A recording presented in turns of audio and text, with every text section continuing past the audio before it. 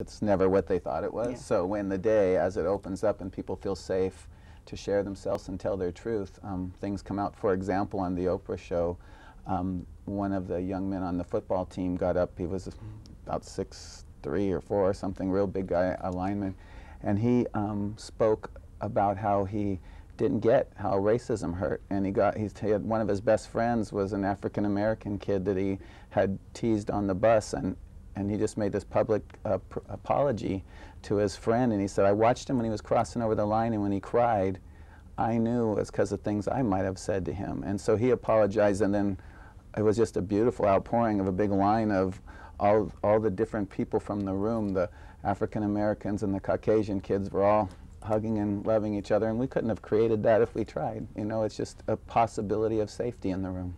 So what you're really witnessing is the dissolution of walls, Yeah.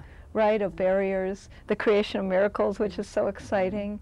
And I'm just wondering for you, you know, as you've been watching this for 20 years, it sparked from your own childhoods. Do you feel that the things inside you have been healed? Oh, yeah. And even that was First the story. first, yeah, the first challenge day we ever did. When we first created this program, we had been working on doing this work in many forms in schools and drug treatment programs. He had opened and ran Thunder Road in Oakland, California. And this was our dream, because what we realized is the work we had been doing, I was working with communities and predominantly kids that had addiction issues. And we realized the work we'd been doing was really dealing with the symptoms of the problem. What we realized is those aren't the biggest problems in our schools. Alcohol, drugs, violence, even suicide, things were important yeah, work, they're right. important work, and I honor and we you know, really thank the people who do that work. But we wanted to get to the root of the problem, because we believe the biggest problems in our schools today are actually separation, isolation, and loneliness, which of course is insane because most of our schools are packed with hundreds or thousands of kids. So we believe if our kids are feeling lonely, it's not because there's a lack of people, it's because there's a lack of love and connection between them. So our goal 20 years ago was to bring young people together, not just in tolerance, which is the word, of course, we hear all over our country, and we believe if we settle for tolerance, we've actually failed. What do you want then? We're shooting for love. Because if young people can't experience love and connection in their school, how can they ever believe that peace on earth is possible? So in 1987, literally the people we worked with, we went to them and they had believed in our work. I mean, we had been working for years doing this and they respected us. And we told them what we were going to do, and they literally told us we were crazy. Said it could never be done. Young people coming together, hugging each other, loving each other, apologizing. So when we did our first challenge in 1987, it was beyond our wildest dreams. And when we got to the time, we call it the speak out, and it's the point where it's really turning it over to them and empowering them to be the leaders. And the captain of the football team got up, and a whole bunch of his friends followed him. And he walked across the room to a young woman on the other side who had just cried about being teased for being fat. And he looked her in the eyes, and with tears running down his cheeks, he said, I am so sorry for the years of teasing and hurting that me and my friends have caused you. And as long as we're here on this campus, we'll never, ever let it happen to you again.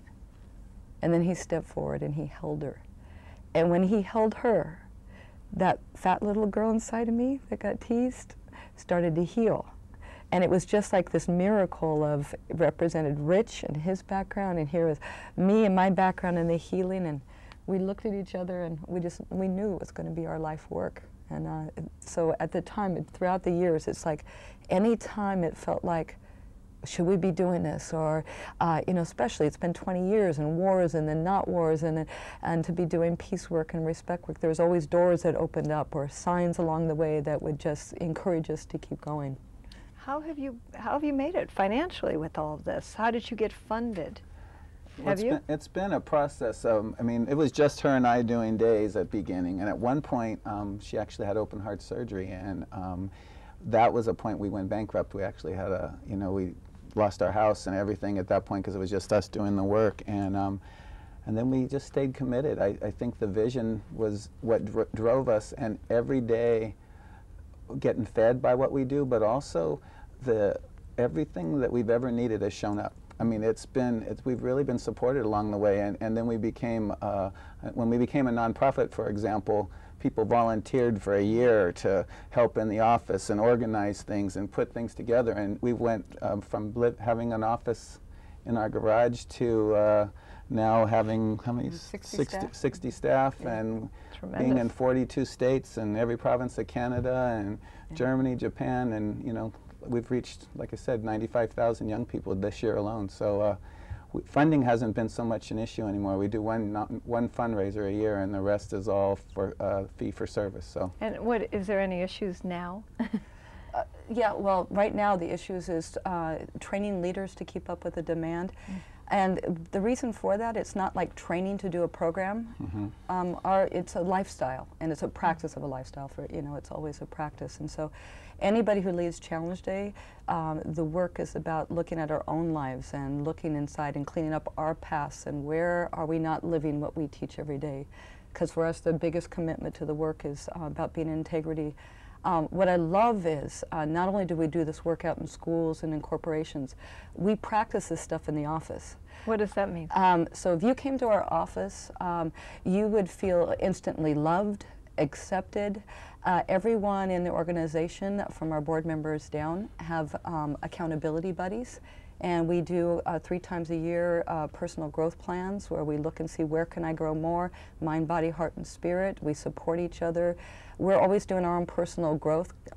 We have a miracle board where miracles from all over are put up there. We have a gong, and anytime miracles happen, we gong the gong and celebrate. I mean, it's really... What about if someone talks negatively? Then we learn how to clear withholds and to be real with one another, and that's part of what we teach the young people, and it's part of what we practice in our work. And that must that's be I think that's what I feel best about. If we feel proudest of anything, we have every flower in the vase, diverse staff, all different backgrounds, everyone from educated with PhDs to coming out of prisons to whatever it might be, all different cultural backgrounds. And the fact that we can live in this place where people respect each other and do clear withholds, that's the things that might separate us, or to celebrate each other. It's just, it feels like we've created this opportunity to have the life of our dreams, the community, the family of our dreams, and that I feel really proud that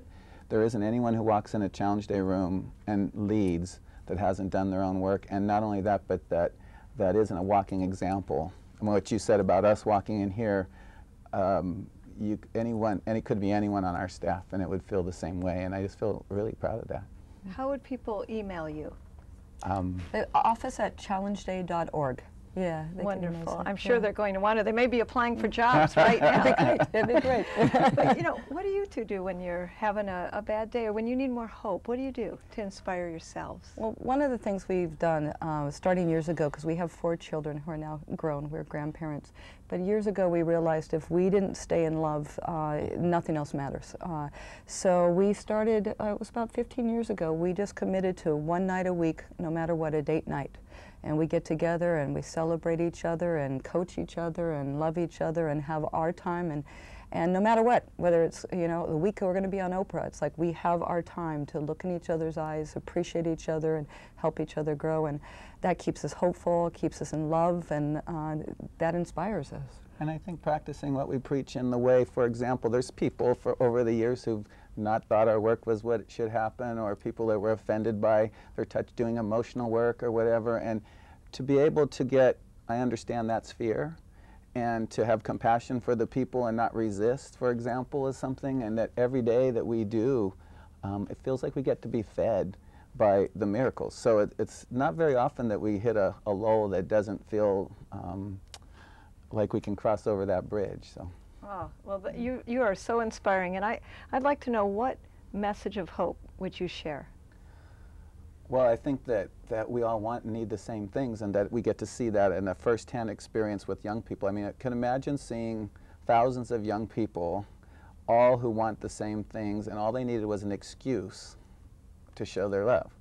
And our vision is to create a world that every child feels safe, loved, and celebrated. And that's not just every young person, but the one that still lives inside of us as adults. So I guess the hope for that would be that we all know, and if we all remember and we all put it into action, we be the change. Just do one positive thing every day. We could make a total difference on this planet. Yeah, I every day practice what I call one conscious act of kindness. Yeah. What about you? What's your message of hope? Well, I think for everybody, you know, this time on the planet, you know, the world's fertile for everyone to step up and be heroes and sheroes, and for everybody to go inside their hearts and see what fills them. We need to know that we matter. We need to know that we make a difference, and this is the time. So I think we feel hopeful when we know we make a difference. And so I tell people, this is what we do, this is what fills our heart and what inspires us. And I would just challenge everybody to look inside their heart and soul and see what they're passionate about, and that would bring hope to their life. Get involved, get out there and do something, be the change. Be the Change, and I understand that you started Be the Change as a national movement. Can you just share something quick about that? Be the Change came from, you know, the way we would do a challenge day, be completely hopeful, and one of our date nights we were talking about there's this big wave of negativity that happens back on campus if 100 kids go through the day and then they go back to their campus of 1,000 and people wonder what happened or whatever. So we said, well, maybe we can create a bigger wave. So what if we can have people wake up and notice what's happening, choose how they'd like things to be, and take action? And so the challenge is to everyone to notice, choose, and act, and then when they notice, take an action that feeds them or feeds their community, and do at least one like you said, one intentional positive thing every day for the betterment of their school, their community, the world.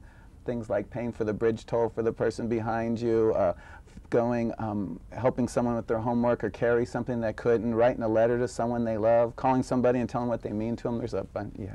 Such simple things that make a difference.